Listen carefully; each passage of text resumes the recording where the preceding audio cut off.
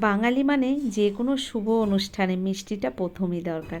তো বন্ধুরা, আজকে একটা মিষ্টি রেসিপি নিয়ে হাজির হয়ে গেছি। দেখুন কি করে বানালাম।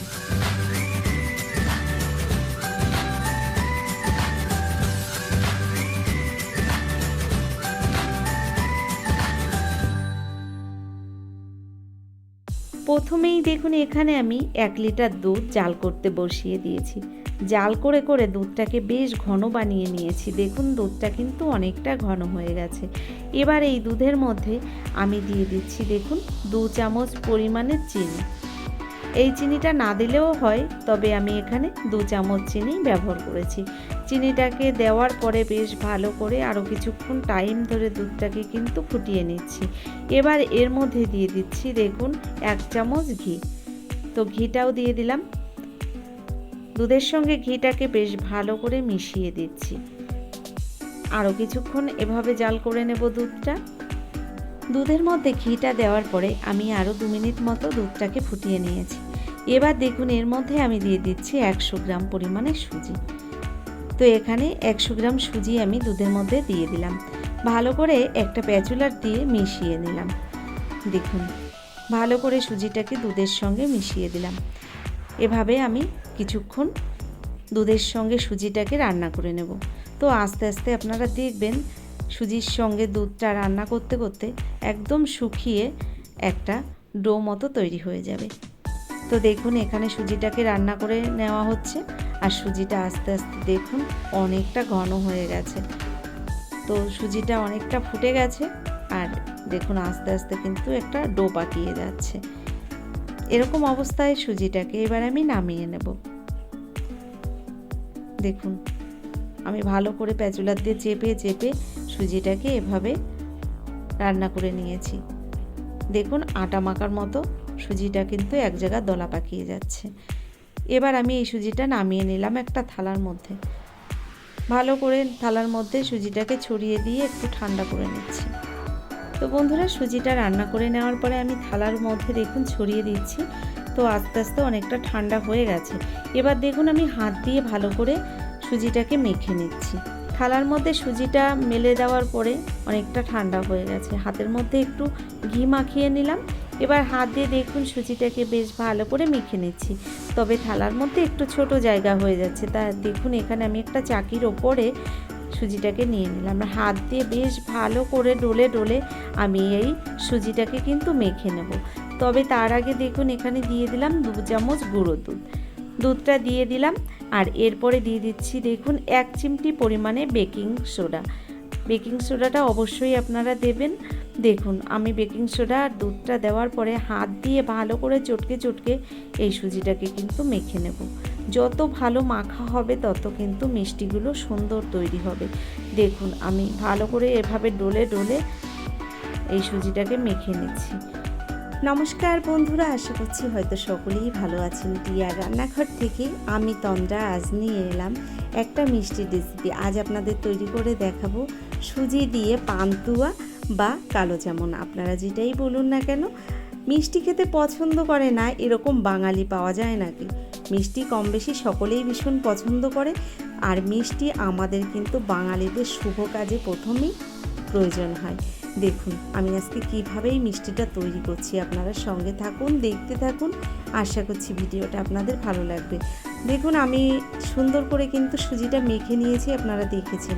সুজিটা থেকে আমি ছোট ছোট লেচি আকারে দেখুন একই শেপে কেটে নিচ্ছি। মিষ্টিগুলো আমি একটু বড় বড় সাইজে বানাবো, তাই আমি বড় বড় সাইজে লেচিগুলো কেটে নিয়েছি। হাতে একটু ঘি মাখিয়ে নিলাম। এবার মিষ্টির শেপগুলো আমি দিয়ে নেব। দেখুন, হাতে ভালো করে আমি মিষ্টিগুলোকে 2 হাত দিয়ে এভাবে পাকিয়ে নিচ্ছি। এটা কিন্তু সহজ একদম বানানো, কিন্তু দেখতে কি দারুণ তৈরি হয় মিষ্টিগুলো, আপনারা না দেখলে বুঝতে পারবেন না। বন্ধুরা, আমি এখানে মিষ্টির সাইজগুলো কিন্তু একটু বড়ই বানাচ্ছি, আপনারা চাইলে কিন্তু ছোট বড় যে কোনো সাইজে বানিয়ে নিতে পারেন। তো দেখুন, আমি বেশ বড় বড় 10 টাকার সাইজে মিষ্টিগুলো কিন্তু বানিয়ে নিচ্ছি।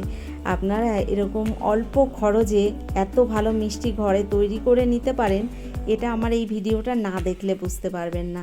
অবশ্যই একবার এভাবে আপনারা বাড়িতে তৈরি করে দেখবেন। একদম বাজারের কেনা মিষ্টি থেকে কোনো অংশেই কম না। দেখুন, মিষ্টিগুলো আমি সব এক এক করে বানিয়ে নিয়েছি। মিষ্টিগুলো বানিয়ে নেওয়ার পরে আমি প্রথমেই দেখুন মিষ্টির শিরাটা তৈরি করে নিচ্ছি। তো এখানে একটা কাপ মেপে 1 কাপ চিনি নিলাম, ওই কাপ মেপেই আমি 2 কাপ জল দিয়ে দিলাম চিনির মধ্যে। এবার ভালো করে চিনিটাকে ফুটিয়ে আমি চিনির শিরাটাকে তৈরি করে নেব। দেখুন এভাবে আমি গ্যাসের ফ্লেমটাকে বাড়িয়ে দিয়েছি, হাই হিটে রেখে আমি কিন্তু চিনির শিরাটাকে তৈরি করে নিচ্ছি। আস্তে আস্তে দেখুন জলটা ফুটতে শুরু করেছে, এরকম অবস্থায় আমি দিয়ে দিলাম এর মধ্যে কয়েকটা জাফরান। জাফরানটা দেওয়ার পরে দেখুন আস্তে আস্তে কিন্তু চিনির শিরার কালারটা আপনারা বুঝতে পারছেন কি দারুণ একটা কালার চলে আসছে। দেখুন এভাবে আরও কিছুক্ষণ আমি ফুটিয়ে নিলাম। এবার এর মধ্যে আমি দিয়ে দেবো 2টো এলাচ। এলাচটাকে ফাটিয়ে আমি এই জলের মধ্যে দিয়ে দিলাম। তো চিনির শিরাটার মধ্যে আমি এলাচটা দেওয়ার পরে আরও 2 মিনিট মতো ফুটিয়ে নিয়েছি। এবার আমি গ্যাসটা বন্ধ করে চিনির শিরাটাকে নামিয়ে নেব। তো বন্ধুরা দেখুন আমি এলাচটা দেওয়ার পরে 2 মিনিট মতো ফুটিয়ে নিয়েছিলাম এই চিনির শিরাটা। এবার আমি গ্যাসটা বন্ধ করে দিচ্ছি আর এই চিনির শিরাটাকে নামিয়ে এক সাইডে রেখে দিচ্ছি। এবার আমি মিষ্টিগুলোকে ভেজে নেব। তার জন্য দেখুন একটা কড়াইয়ের মধ্যে তেল গরম বসিয়ে দিয়েছি আগে থেকে, এর মধ্যে এক একটা করে মিষ্টি আমি দেখুন দিয়ে দিলাম।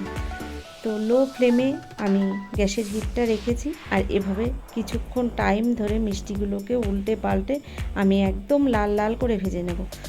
তো দেখুন কি সুন্দর লাগছে দেখতে এটা। বন্ধুরা মিষ্টিগুলো ভাজার সময় গ্যাসের ফ্লেমটাকে কিন্তু লো টু মিডিয়াম হিটেই রাখতে হবে, একদমই হাই হিটে রেখে ভাজা যাবে না, তাহলে মিষ্টিগুলো পুড়ে যাবে, দেখতেও ভালো লাগবে না, মিষ্টি খেতেও কিন্তু ভালো লাগবে না। আস্তে আস্তে গ্যাসের ফ্লেমটাকে লো টু মিডিয়াম হিটে রেখে দেখুন আমি মিষ্টিগুলোকে উল্টে পাল্টে এরকম লাল লাল করে ভেজে নিয়েছি। আর একটু ভেজে নিলেই তারপর আমি নামিয়ে নেব। মিষ্টিগুলো দেখুন এতটাই ফুলেছে, আপনারা দেখে বুঝতে পারছেন মিষ্টির গায়ে একদম ফেটে ফেটে গেছে ফুলে। তো দেখুন আপনারা দেখেছিলেন আমি কত সুন্দর করে মিষ্টিগুলোকে পাকিয়ে নিয়েছিলাম। তো এতটা ফুলে গেছে যে মিষ্টিগুলো ফেটে গেছে। দেখুন আমি নামিয়ে নিয়েছি ভেজে নেওয়ার পরে মিষ্টিগুলো। এবার চিনির শিরাটাকে আরেকটু গরম করে নিচ্ছি, ঠান্ডা হয়ে গেছিলো, চিনির শিরাটাকে আরেকটু গরম করে নিলাম। এবার এর মধ্যে আমি যে ভেজে রেখেছি মিষ্টিগুলো এক এক করে দিয়ে দিলাম। দেখুন চিনির শিরার মধ্যে দেওয়ার সঙ্গে সঙ্গে ভেসে উঠছে। তো বন্ধুরা এরকম গরম চিনির শিরার মধ্যে মিষ্টিগুলো দেওয়ার পরে 30 মিনিটের মধ্যেই মিষ্টিটা পুরোপুরি রেডি হয়ে যাবে। আপনারা দেখলে বুঝতে পারবেন কতটা রস ভেতরে ঢুকে একদম পুরো নরম তুলতুলে হয়ে যাবে মিষ্টিগুলো। তো কত সহজে দেখুন এই মিষ্টিগুলো বাড়িতে বানিয়ে নেওয়া যায়। আর আপনাদের যে কোনো শুভ কাজে বলুন বা বাড়িতে কোনো অনুষ্ঠানে বলুন, আপনারা কিন্তু নিজেরাই এভাবে মিষ্টি বাড়িতে তৈরি করে নিতে পারেন। আমি আপনাদের কত সহজভাবে তৈরি করে দেখালাম। আর সুজি দিয়ে এরকম মিষ্টি আপনারা কিন্তু মন চাইলেই বাড়িতে বানিয়ে খেতে পারেন।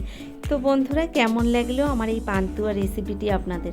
যদি এই রেসিপিটি আপনাদের ভালো লেগে থাকে তাহলে অবশ্যই আমার ভিডিওটি দেখার শেষে একটা লাইক দিয়ে দেবেন। আর যারা এখনও চ্যানেলটিকে সাবস্ক্রাইব করেনি অবশ্যই আমার চ্যানেলটিকে সাবস্ক্রাইব করে আমার ভিডিওর পাশে থাকা বেল আইকনটি ক্লিক করে নোটিফিকেশানটা অল করে দেবেন। এছাড়া যারা ভিডিওটি ফেসবুক থেকে দেখছেন অবশ্যই আমার পেজটাকে ফলো করবেন। আমার ফেসবুক লিঙ্কটা দেওয়া আছে ডেসক্রিপশান বক্সে, আপনারা চাইলে দেখে নিতে পারেন। আজকের মতো এই পর্যন্তই, ধন্যবাদ।